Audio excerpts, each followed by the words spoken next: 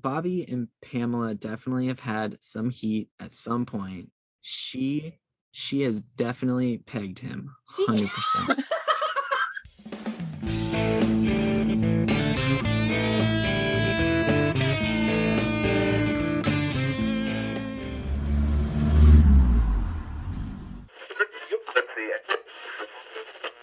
Hello, and welcome to Saving People, Queering Things, the supernatural podcast where Dean Winchester was wrong about angels. Today, we are pulling up to Season 4, Episode 1, Lazarus Rising. I am Abigail, and my pronouns are they, them, and I am one of your hosts today. I'm Noah, he, him, also one of your hosts today. And I'm your third host, Elayna, and my pronouns are she or they. And I'm so excited for this episode, guys. I can't contain it. Does something significant happen in this episode? Wait. Maybe. I feel like they introduced someone in this episode that maybe becomes important later. Yeah, somebody has a kind of epic entrance. Something. I saw something kind of like this in the Winchesters trailer.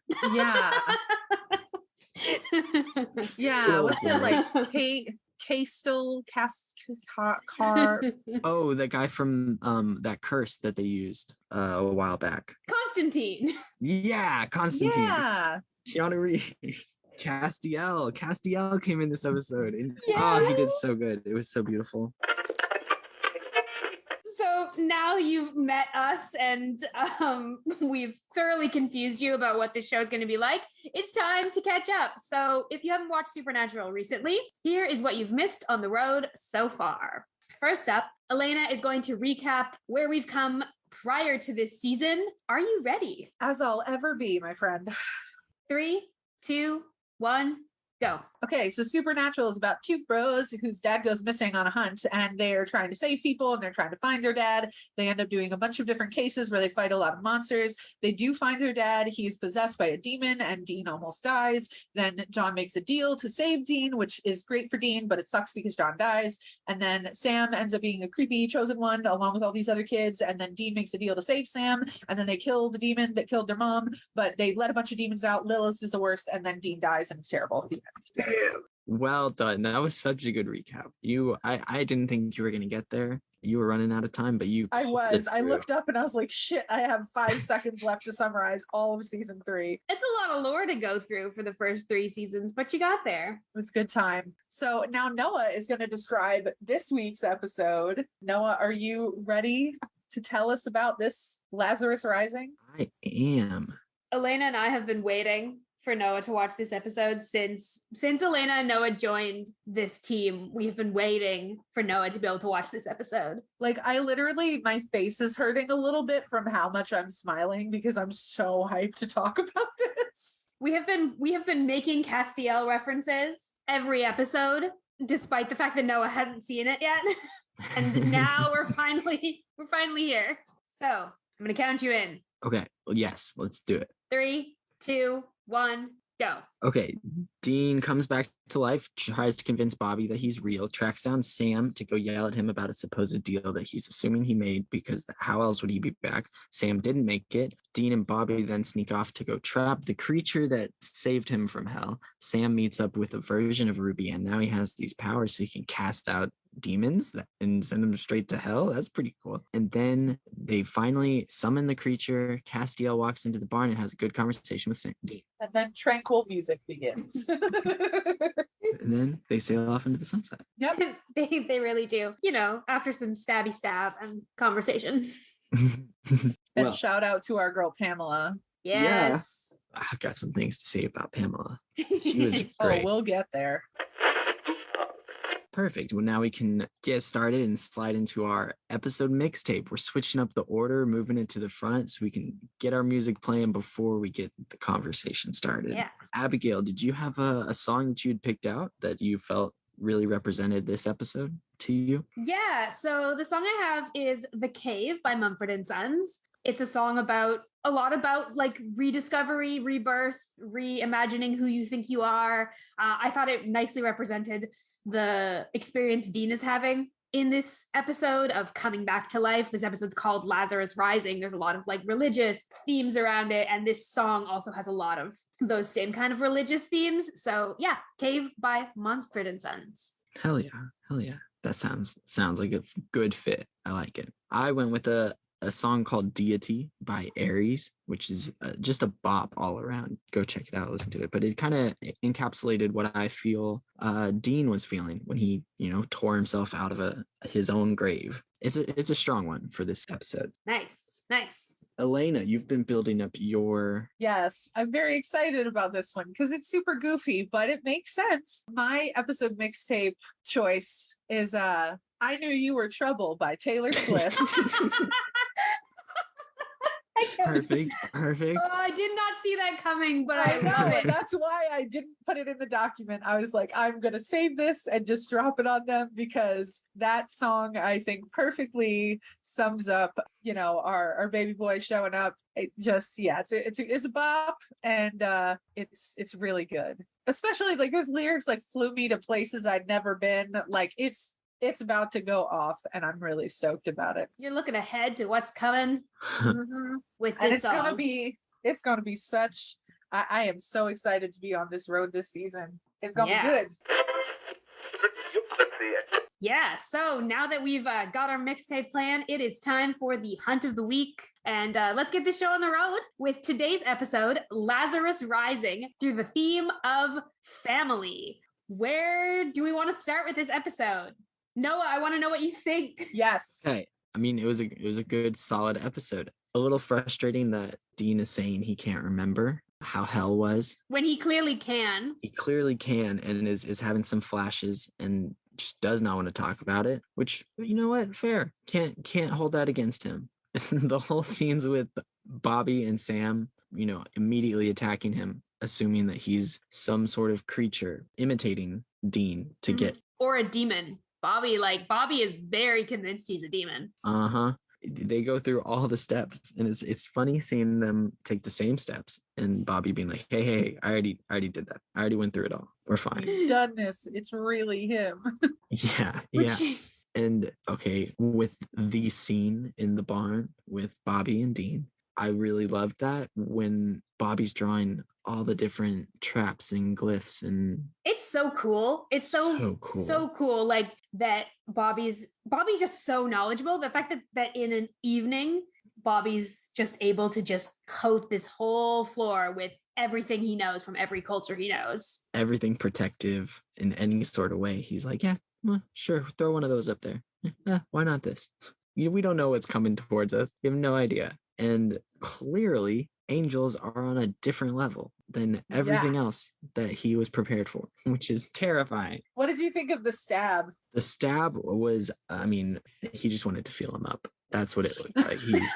It wasn't doing anything. It was just a stab to the chest. He wanted to get closer. Yeah, we talked about this a bit on Abigail and I's other podcasts for our Flag Means Death. But like when it comes to like queer people, like the ultimate form of flirting is stabbing one another. Yes. And I just think it's great that that's how their relationship begins. Gay people don't know how to say hello. No. They just don't. They just say, I gripped you tight and raised you from perdition. Which, okay. So there is a lot of like religious symbolism in this episode, and I want to talk about it. Yes. And especially like we're talking about the theme of family, so the idea of like family and religion sort of intertwined. But like the religious symbolism right from the get-go of, Dean crawls his way out of the grave and he's standing there, and then you get like the cross, the gravestone, the grave marker, like shadow, and then you also get this sort of obliterated field, and the light shining on him is very like angelic. Yes. Yo. Even just like the idea of being resurrected, like that's resurrected with a body that is free of all the blemishes, but that has one new addition. Oh, handprint. The mark on his shoulder. Branding. Yeah. I can't. Did you just say branding? Yeah, a little bit. Cass just branded his property. Cass dove right into hell and said, I have dibs. I have dibs on this Winchester. Straight up. And I also like, along with that, Castiel like thinks immediately that Dean will be able to hear and see him when most humans can't. He says like, oh, most people can't see my true form or hear my true voice. but I thought you might be one of the special humans who can. And so he just keeps trying. Yeah. He like keeps screaming at Dean. He's trying to make contact before Dean's trying to make contact, which is they were always going to find Cass. Cass was always going to find them. Yeah. Yeah, it was never a surprise. He was looking for them just the same. He just he had to go find his holy tax accountant first. Yeah, just such a good line. Also, I want to point out the fact that Dean calls him buddy within like 3 minutes, which is just like very casual and comfortable for the circumstances. Yeah. Oh yeah, because he says, buddy, turn down the volume. Yeah. Yep. He's very comfortable with someone who's clearly insanely powerful and dropped Bobby like it was nothing. Yep. I also just really want to point out, I love what it says about Dean's character, like the exchange that he and Cass have about, you know, you don't think you deserve to be saved, which is like kind of a callback already to the whole arc of season 3. Mm-hmm. Dean does not at any point think that not only does he not think he's going to get out of it, he doesn't think he deserves to. And so I think now that he's been resurrected, he's kind of in this weird headspace of trying to grapple with, why was I saved? Mm-hmm. Especially why would an angel rescue me from hell? This goes against, he's been the one the whole series who hasn't had that faith, and the fact that Cass calls that out within minutes of meeting him, I think says a lot. Well, and like Cass says, good things do happen, Dean. And Dean's response is, not in my experience. And I think like that's sort of, you know, Cass says, you don't have any faith. This is the problem with you, Dean. Like you don't have any faith. But when we think about like seasons 1 and 2 and 3, like Dean's had a lot of good reason to not have faith. We even saw that like starting in the episode Faith, not to bring it back to Faith every season premiere, but like, listen, here we are. Fundamental. I'd love to check a timer on how long it took us to mention Faith as an episode.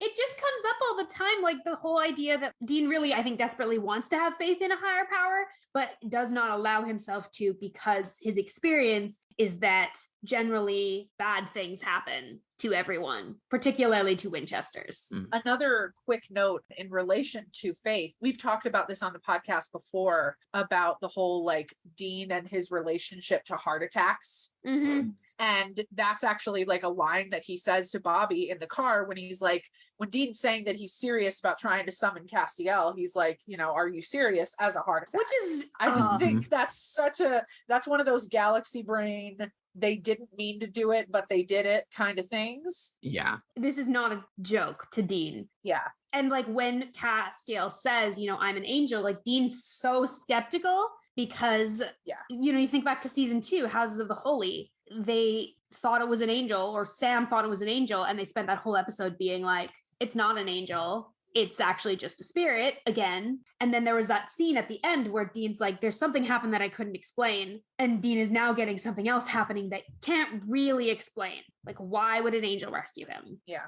I mean, in Dean's experience, he hasn't seen anything in his eyes that would make him worth saving besides his abilities as a hunter. Which is actually kind of unfortunately exactly what Castiel plays right into when Dean asks, is he says, you know, God commanded it, we have work for you. Like Dean's again being sort of relegated to what he can do as a hunter, which I think is not going to do a lot to challenge his idea about, you know, the fact that good things don't really happen. Like, good things don't happen without there being a significant catch.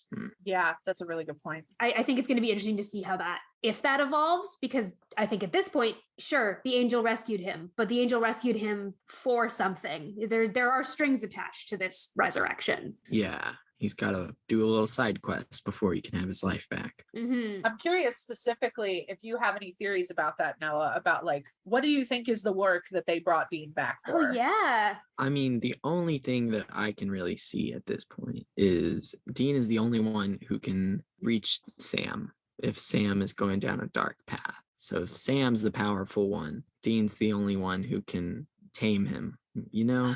Okay. Like, it's not necessarily that he's the best hunter out there. There's something that he's got to hunt that no one else can, because I don't think that's accurate. There's plenty of hunters that can do the hunts that the Winchesters do some of the time. Yeah. Oh, for sure. Yeah. But when it comes to Sam, Dean's the closest. Even Bobby, when Dean was dead, lost track of Sam and isn't in constant touch. And Yeah. Dean's back for 5 minutes and knows that Sam would use the name Wedge Antilles. yeah, Yeah. yeah, And like, I mean, talking about Sam and the theme of family, like Sam went full on mystery spot after Dean died. Sam did exactly what mystery spot said Sam was going to do. Yeah. Mhm. He cut ties. He went off by himself. He went full John Winchester. I have to fix this problem. But he did it better than we saw because he's got new powers. Yeah. With like he rips out that demon and banishes it. He does What something. was your reaction to that? I wasn't okay because I knew Sam had to be up to something. And so when he said that whole line about Dean, you didn't want me to do it. Like you didn't want me to go down that road, so I didn't go down that road. Yeah, okay, that felt a little rehearsed. Like he saw Dean was back and was like, oh, well, how do I explain that? Or maybe he's had this conversation with a version of Dean in his mind, coming to terms with it himself. And he's working with Ruby. So Ruby's back and he says to Dean, he tells Dean that he doesn't know where Ruby is. Yeah. And they also, the scene at the beginning, the first scene with Ruby, Sam, and Dean, when Sam, sees that Dean is alive, him and Ruby immediately fall into a lie, like immediately, without any, like they barely look each other's way. And they immediately play this scene of, oh, this is just some girl Sam's hooked up with. Yeah. He doesn't even know her name. That level of dishonesty from Sam is kind of surprising, honestly. Like, yeah. When you think about like family, like this episode features family really heavily, but also like features a lot of like lying from both Sam and Dean to each other. Yeah. Something in family for them has shifted since Dean has been dead. Yeah. That's a really excellent point. It's definitely a different family that Dean is coming back to. Yeah. Bobby too. Like Bobby's had obviously a really, really rough go of it. Yeah. Can we talk about Jim Beaver's acting when he sees Sam and Dean hug for the first time? Oh my God. Just give the man his Emmys. Mm-hmm. Wholesome little moment. And when Dean says to him, when Dean's like second proof that he is actually Dean is to say, you're the closest thing I have to a father. That was me. the biggest family moment for me, actually, of the whole episode. Yeah. Because he's never really said something like that to Bobby before. Never been explicit. But he knows that, like, if there's anything I can say to Bobby that will get him to realize how much I am definitely Dean, it is that he knows that I know he's, like, fathered. Mm-hmm. Yeah. Closer than John ever was. Yes, exactly. Immensely. Like Bobby has been there for Dean's worst moments, the moments when he lost Sam. And like Bobby was there and Bobby cared and Bobby walked him through that. And Bobby also is the person, other than Sam, Bobby is the person that has like told Dean he's worth something. Mm. Bobby was so angry that he made the deal to save Sam because, and one of the things he points out in beginning of season 3 is like, you think so little of yourself.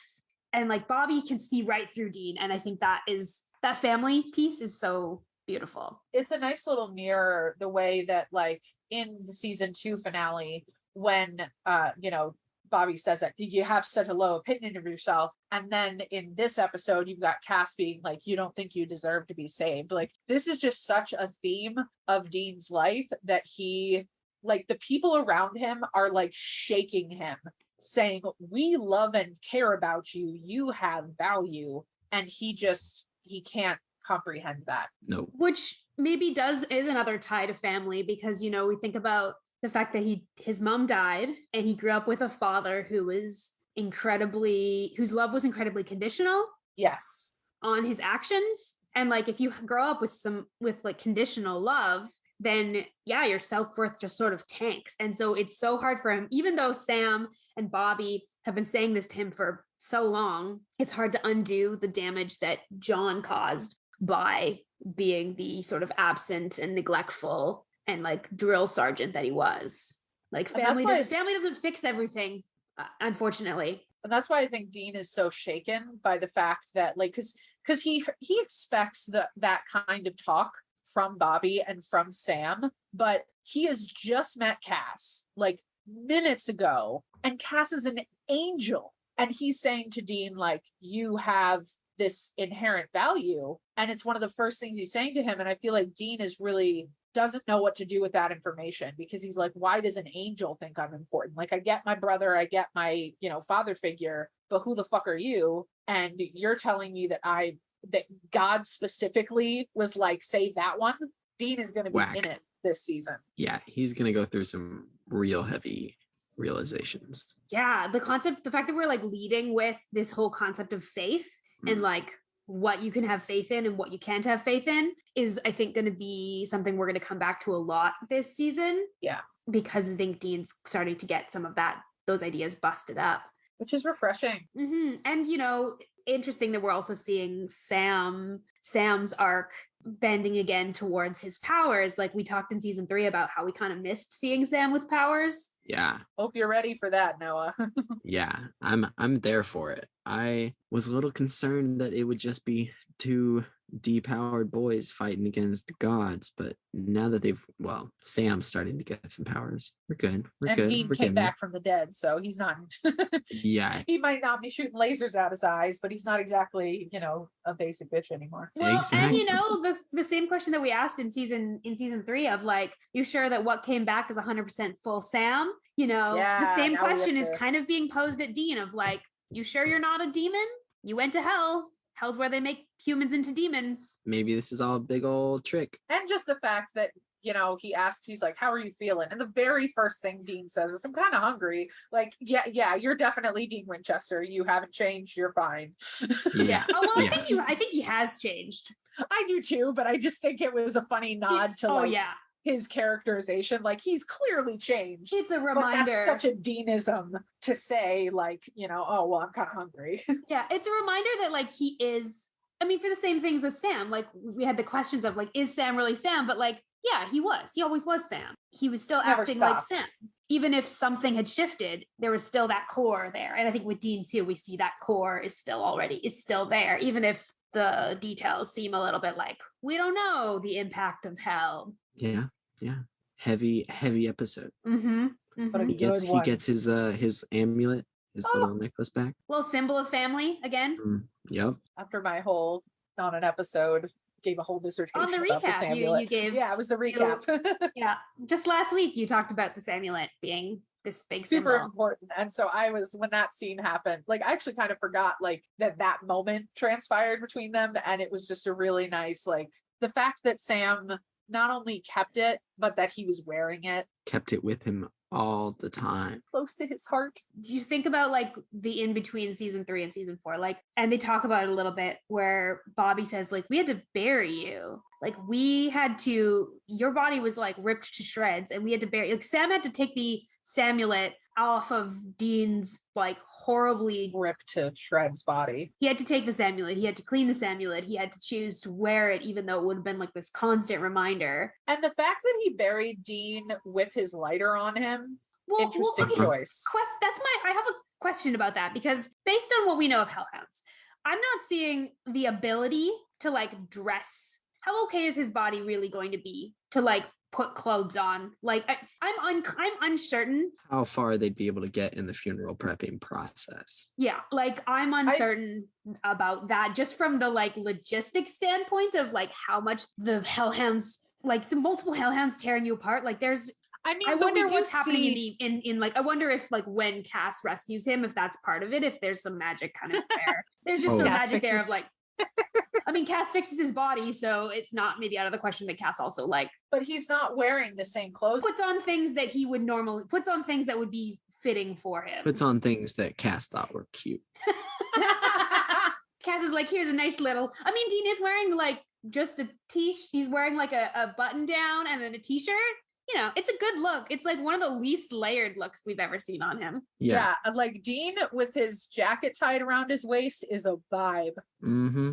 That's all I'm going to say about that. I think if Cass can bring back blood and muscle and bone, then a couple pieces of fabric ain't nothing. It's fine. And also, I mean, it's clear that he can fix fabric, because at the end of this, I mean, this isn't a spoiler in any capacity, but we see that, you know, his jacket's clearly screwed up after Dean shot him a bunch of times and stabbed him. But the next time we see Cass, he's not going to have all those bullet holes in his jacket. So he either owns multiple jackets already, or he just has like a Scooby-Doo closet of the same Holy Tax Accountant outfit. I mean, talk to us about that in 5 or 6 years, and that theory may get more validity to it. Listen, we'll put a pin in it. On this note, I want to talk about a queering things thing, because obviously this is like a very loose in canon, and this is a way of interpreting the text that I don't even think most people do or would need to. I don't even know that I believe it within the canon of the show, but I think it's a really interesting thing to talk about. And that's, we get a lot of like trans Dean headcanons and interpretations out of this episode, with the concept of like being resurrected, your body being rebuilt. The scene where Dean like lifts his shirt up to like look at his chest has always like really stood out to me. And I've read some really, really fantastic meta on, you know, I don't think there's a lot of evidence within the whole show as a whole, but I think there is some really interesting Dean and gender conversations that we can have. And there's some interesting stuff here with this episode. I think of like in season 1, in the pilot, and it's played as a joke. It's played as a joke, but like, you can also look at it, you know, through a queering things lens of the sheriff asks Dean, you know, he says, you know, fake credit card, fake license, fake, you know, you got anything that's real? And Dean says, my boobs. Which, hey, you know, I mean, who knows? Who knows? 'Cause if we're getting told this story by someone, you know, then surely we'd see it through the lens that it ends up as, you know. We wouldn't get dead names for anybody. We'd get Dean and Sam. Yeah.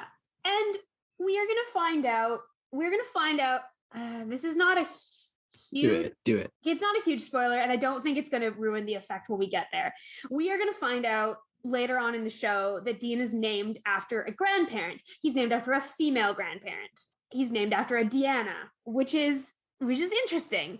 And, you know, anyway, I just like love the headcanon that Dean is trans, and that when Cass brings him back, it's actually just in the body he actually wants to be in, belongs in. Always felt. And I read this, like, I'm gonna wreck it in the episode description, but there's this fic, I believe it's called Come Alive, and it's a retelling of this episode, but through that perspective of Dean waking up, and that being the big realization for him is not only am I alive, but I actually like am in the right body. And it's like really beautiful. I'm gonna recommend it in the description, but I wanted to just talk a little bit about that because I think a lot of trans Dean headcanons come from this episode, and they're really lovely. So good. And even like Bobby, like if you look at like Bobby and Sam's reactions too, if you're thinking about it from that perspective, you know. Yeah. It still tracks. Still tracks. Them being a little bit like, are we sure it's you?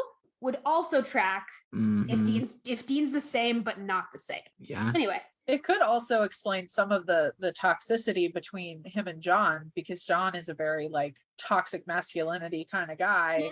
And, you know, if he's sitting here wanting this, you know, soldier boy sort of son, no pun intended, and, you know, Dean's not that, then that could lead to some of the tension that they have. I just think that's like such a uniquely awesome reading. It's so cool. I love reading anyone who does analysis of Dean versus like Dean and gender, because there's so much of like Dean throughout the show in traditionally female sort of like roles. Like he's often placed in the caretaker role. He's used as bait in seasons 1 and 2. Like there's a lot of stuff there that you can look at from this sort of toxic masculinity standpoint, even if he's born a man, or you can also like do that sort of queering read on it from the perspective of like gender, as well as sexuality. Like we talk about it a lot with sexuality with Dean, but also there's a gender piece that's really kind of fun to explore. So Anyway, I'll get off my soapbox now, but No, that was I love it. amazing. I love it. I needed to talk about that. And that's something I would love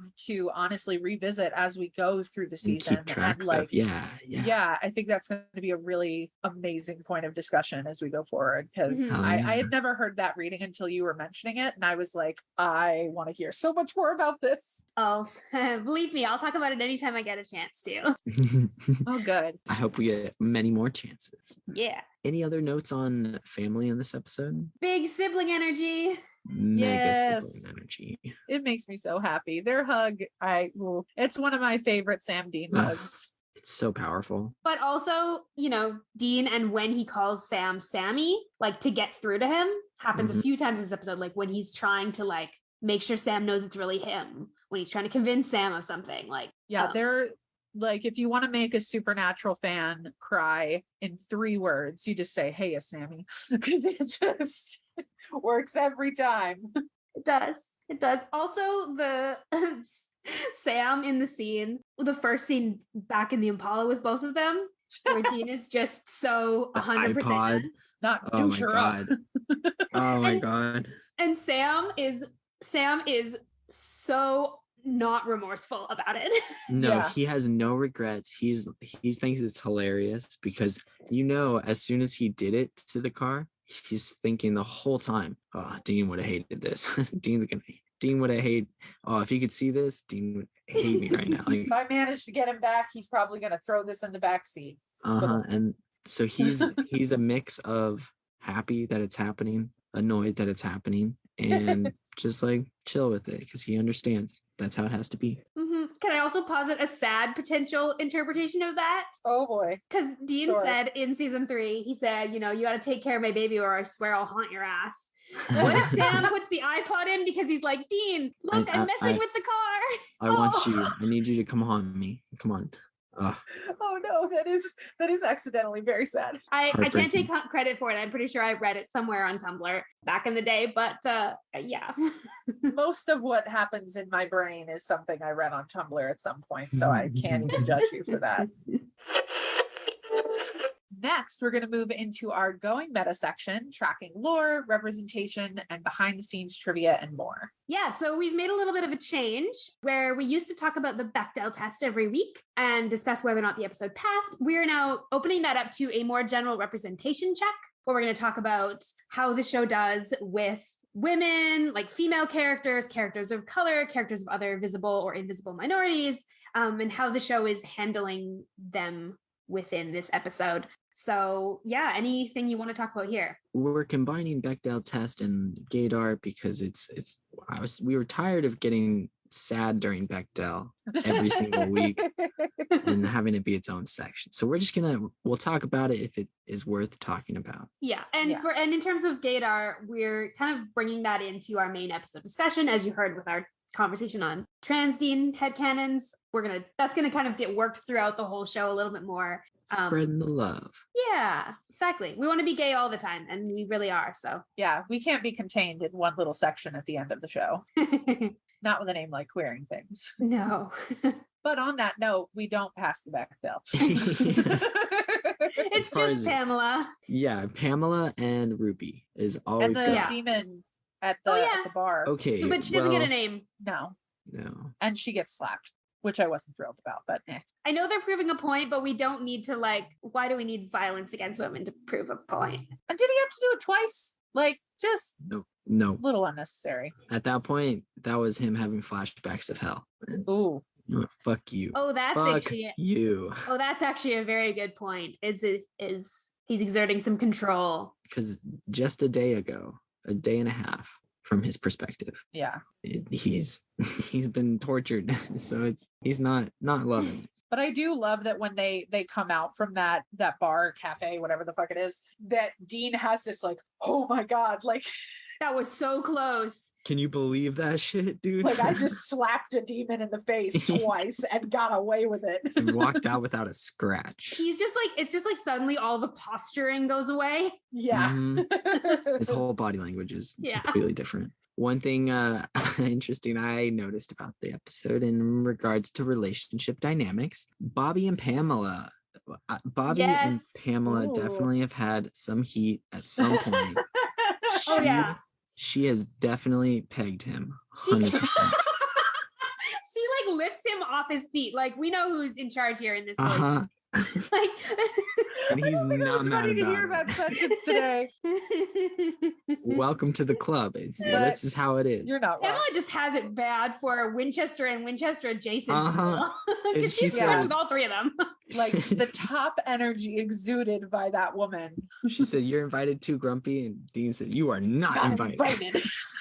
Hold up. Which there's two. Okay, that joke is actually funny. The incest joke from Ruby earlier on in the episode is unnecessary and unfunny. Yeah. No, that one's Not not funny great. at all. But this one is a Especially little bit knowing funny. that it's Ruby, and it's Yeah, like, she's okay, no- like, you're just saying this to make them uncomfortable. This does not make it more believable that you. And Yeah. also, I would be remiss not to call out bullshit when it happens. The one thing, if you were like, Elayna, you can remove one moment from this entire episode and it won't change anything else Mhm. about the show. Mhm. If Dean could have just not picked up that Busty Asian Beauties magazine, I would have been set.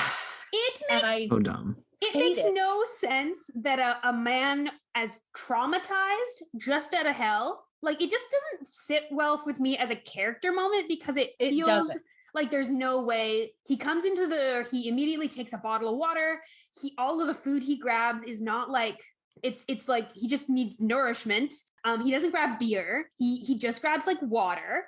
It doesn't make Yeah. sense that he would be thinking about sex so Yeah. immediately. It's Like, that it just feels Got like other priorities. Yeah, it's too, like, that's not it's not like the kind of response that makes sense. it feels like one of those moments. Like I feel like there exist in this show two Deans: the Dean that just like he actually is, and the Dean that the writers are trying to make him. Oh, the womanizer? Yeah, and that came off as one of those moments of like, this is not something that's actually in character for him, but it's what the writers want his character to be. And so I hate it so much. It's demeaning, it's pointless, it doesn't belong there, and I wish we could cut it. But Yeah. Things that are actually really funny though is like when they're about to do the seance and Pamela's like, I need to touch something our mystery Uh-huh. rescuer has touched. Oh, didn't touch me there. Well, are we sure? are we certain about this, Dean? Because I'm not so sure. Pamela's the psychic. She would know. Yeah, I mean, consent is important, and I do want to believe that Castiel is not taking advantage of that when he's rescuing Dean. But in the future, we'll see. But we love Pamela. Adore her. It's like, I think it was a really smart writing choice for them to not kill her. Yes. A lot of other characters in this kind of scenario, in terms of the show in general, they've just like killed to show how powerful some other creature is. I like that they didn't. I like that what they did with Pamela. Like, I hate that she got her eyes burned out. Like, I hate that from her as a character standpoint, but I love that we get to see and be afraid of Castiel's power without like them just killing someone. It's And it almost means scarier. we'll probably get her back at some point. Yeah. Okay, cool. Maybe. Cool. I don't know. Could happen. I feel like you do know, and you're just lying to me for a fact. I don't think I would ever Withholding ever lie information, to you. which is technically kind of the same, but Technically still a crime. it's But a crime now. It's a crime. Withholding It's a- information on our podcast is now a crime, ladies and gentlemen. I'm Yeah. about to hear Podcast like a police are bang on my coming for door ya. and it's the police coming for me. Podcast police. Elayna, it's the podcast police. You're going to podcast jail. Are the podcast police like 1950s like crime bosses? Yep. Yes. Yes, they are. Exclusively. So get this. We were looking into the lore, and Angels. A lot of things to get revealed about angels today. They're very loud. but also not terribly much. No, we don't actually see them. We see Kaz's wings. We see the wings. That was really cool. I did like that a lot. The visual effects have improved dramatically. Significantly. Whew. Yeah. I'm so proud of them. Yeah, it's much better. Much better. They'll keep getting better, and then there'll be a certain season where they just drop off completely and they become a joke, and it's really funny to watch. Then do they get back up to better? Or is it I guess you'll have to find out. Oh, Yeah. son of a bitch. Okay, cool. You'll have to find out when you're like 30 years old. Okay. What else? What? They go through a whole bunch of processes to make sure that Dean is Dean and not undead in some method. I don't know if we've specifically addressed revenants before. I don't This think that we point? have, and I think we've don't referenced think them. they come up again. Yeah, I mean, yeah, so that's Dean's like, I'm not a shapeshifter. Bobby's like, then you're a revenant. Like, it's one of the possibilities of ways Dean could be back without being really Dean. I think we're gonna have some similar-ish concepts to revenants in the future, but I don't know if we're gonna call them revenants. Can't remember, honestly. I'm really surprised. Like, this actually was something that jumped out to me this time watching it that I hadn't really ever like picked up on or registered before. But that Sam said he tried opening the Devil's Gate. Yeah. I also noticed that. I So was he like, went back. I would love to have been a fly on the wall for that. Like, did anything happen? Did he just? He said it didn't work. Yeah. Well, because he didn't have. Does he have the cult at this point? I don't think they got it back from Bella. because Bella, Bella sold it. Bella sold it. It's gone. Colt's gone. Yeah, and that's the key to opening it. So I'm just picturing like Sam with a sledgehammer, just trying to like bash it in. Or he tried to look for the Colts, or he tried to do some other spell. Do we figure? Wait, sorry. You guys said we figure out who has the cult at some point, right? At some point, Yeah, the you Colt will know. the Colt is a really important piece of lore. It is not out of play just because they don't know where it is. Okay, but Sam did not interact with We're it. not going to confirm or deny whether or not that's the case. Oh. It's going to be the most common phrase this season. We can neither confirm nor deny. your theories. But I wonder, like, Sam, like, again, with the Sam, like, going full reckless, Sam was willing to open, like, the last time they opened the Devil's Gate, they let out, like, hundreds of demons. Yeah, not a great Boys move. desperate. Like, what was Sam going to do? Was Sam going to, like, crawl his way into hell to try and physically pull Dean out? I'm willing to bet that's what Sam was going to try and do. Bless his heart. Not a good move there, bud. It's probably good that didn't work. Just from the Yeah. little flashes we got, I would not say that would have worked. And No. Sam is immune to Lilith. Yes. That's the other big lore here. Yes, which we saw at the end of last episode, but didn't quite know the severity. And Sam doesn't seem to know why. Still, Sam doesn't Well, seem but to that's know what why. he says. But he's That's also true. lying to Dean about a lot of different things. That's at that true. point. And he's Very working with true. Ruby. So, Yeah. which also how Ruby came back is also in question because Lilith blasted her away. But not Yeah. to hell. She Yeah, just like question- sent her far away. Mm-hmm. So maybe she just shot her like out of the vessel across to the other side of the planet, but Maybe. she worked her way back eventually. It's a good theory. It's actually interesting because usually when vessels are like exercised in any way, they are usually sent back to hell and they can crawl their way back out. If she did get sent back to hell, she's crawled her way back out, but we don't get the idea that she did. But not through the Devil's Gate. Nope. Not that way. The line Cass says about he's a devout man, he actually prayed for this, is an interesting take on vessels. Yeah. Well, because we know that like demons just take their vessels. The idea that at least Castiel isn't just like possessing someone without their consent. Very interesting. Mm-hmm. It's a nice feeling. Yeah. I think this is also the first time that we get them called vessels specifically, not Yeah. just like that they're possessed. They Yeah. give a name to it this time. Mhm. So that seems to Finally. be maybe angel specific, and we're going to maybe find out more about that down the road. Nice. I like that. Mm-hmm. Obviously, this is a huge introduction. Like, this is a huge shift in the lore towards angels. Oh, yeah. We've had multiple instances of angels being disproven up till this point. And even like another interesting fact is that the demons don't seem like they've ever seen an angel before or anything this powerful before. Like both Ruby and the demon in the bar or in the diner are both like, this is so much more power than we've ever seen. No demon could do what this creature did. Whether or Which not is they know it's interesting. angels is unclear, but they identify that it doesn't seem to be that angels and demons, at least at this level, have interacted before. I would also like to make a correction. According to the Supernatural Wiki, Molly from season 2, episode Roadkill is a revenant. Oh, technically That's- a revenant. Yes.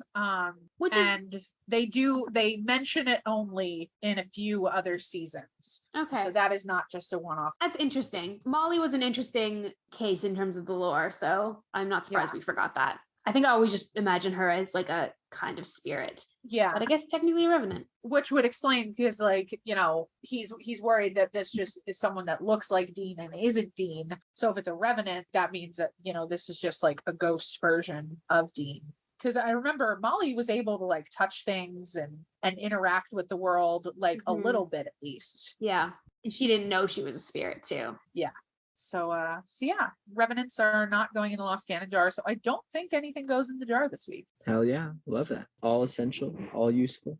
Yeah. This episode is like one of the best, honestly. There's not a lot to complain about in this episode, like storytelling wise or character development wise. Acting wise, it's very strong. Everyone's really strong in this episode. One other thing I did want to mention about this episode was that the title is also a biblical reference. So like Lazarus is, you know, the one that Jesus brings back from the dead. And so it's kind of fun that that's like, we get a little nod to that because Dean is in fact a bit of a Lazarus this episode. Yeah, I love it. I love it. Lends to the like biblical, like religious symbolism we're seeing. I have one more thing that's not like, again, not explicit in the text, but I think that I would not be surprised at it. And it comes with another fic rec. So today's a fic rec day for Abigail. Ooh. Dean crawls his way out of his grave. I believe it's because he knows, like, he's had practice. And the reason I believe that is because I read this fic once, and I'll see if I can find it as well to link it in the episode description, that was basically the concept that John trained them to be able to get out of confined spaces, including graves. Oh, I mean, it's a really like kind of hard fic to read because it's very much like, you know, it's the idea that they've been sort of traumatized by this sort of grave training. But it was a really wonderful, like it was a really interesting look at the way that John does prepare them. And even if the way that he prepares them is deeply traumatizing, because the fact that Dean is able to dig out through 6 feet of dirt, like he's able to kick the coffin, he's able to like break the coffin to get out and able to dig his way through 6 feet of dirt without suffocating is pretty impressive. Yeah. And you know, maybe speaks to having some practice. He knows what to do to not die. Anyway, I'm going to recommend that fic, but that's like kind of a headcanon and like lore piece that I have in my head, is that that's part of what makes that possible, is him actually having done it before, even if just in practice. One other fun thing related specifically to that. Yes. That's a behind the scenes fact that I don't think that Noah knows. Yeah.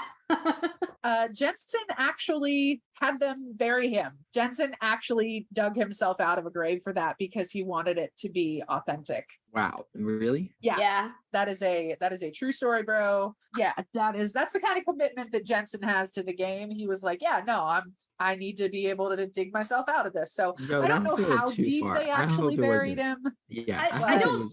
Yeah, I imagine it was like the layer of dirt was like this much, but I hope he wanted his coming up out of the ground to be as authentic as possible, and so he was like, "Yeah, that's cool. You guys can bury me." Which that dirt on top also was like, it was not fresh, so he was not digging through little bits of dirt. It was like dirt that that had been there a few months. Yeah, 4 months. Like presumably there'd be like rain and packing down of the soil, and also it was in the middle of a forest. Yeah, which got what an interesting place to decide to bury him.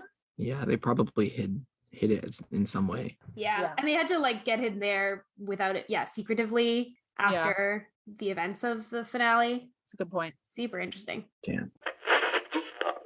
So it's now time for our last and favorite part of every episode, and that is our opportunity to bless characters in this episode. Elayna, who do you want to bless this week? So I am choosing to bless Pamela because Honey sacrificed her eyes just to be able to help the Winchesters. And as we already kind of said in the episode, I'm very glad that she didn't have to give her life entirely, but I think that she, you know, it's really a shame that had to happen to her. And so I want a blessing for Pamela because she deserved better. She definitely did. Definitely. How about you, Noah? My blessing today is going to be for Bobby because he has been going through it these 4 months without Dean. He's been hitting the bottle real hard and not been on top of it. But even though he's been struggling, he can still pull it out and put together the trap barn So I just want to shout out Bobby and his struggles, but he's still tough old geezer pushing on. Still shows the boys this unconditional love, even when he's going through it. And it's a good one. I am going to bless Dean today. You know, resurrection is a good thing, but it's also really hard, and Dean is not okay. You know, there's a like heaviness to the way he's carrying himself that is not like he was in season 3 or season 2 or season 1. There is something has shifted inside of Dean because of what he's experienced. And I think just a blessing for the shifting that you have when you have any kind of resurrection, whether it's like a literal resurrection like Dean's or any kind of like coming back to life. You're not the same as you were before.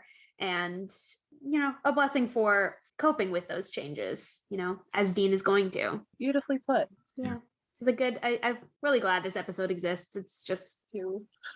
I'm so hyped that we get to finally discuss this season. Mm-hmm. We're in it now. Mm-hmm. Well, that brings it all to a close. Make sure you are all subscribed to Saving People Queering Things wherever you listen to podcasts, and share our show with your friends. Yeah, we're so excited to be here talking to y'all about this show and talking about season 4. So if you want to talk to us more, you can find links to our social media and join our Discord server through our website, which is queeringthingspodcast.com. Our Discord is where we are largely building listener community. And so if you'd like to make friends or talk to any of our hosts, you can come and find us there. And be sure to ride along with us next week as we discuss episode 2. Are you there, God? It's me, Dean Winchester, through the theme of grief. Thank you all for coming along for the ride, and we wish you a peaceful road until we meet again.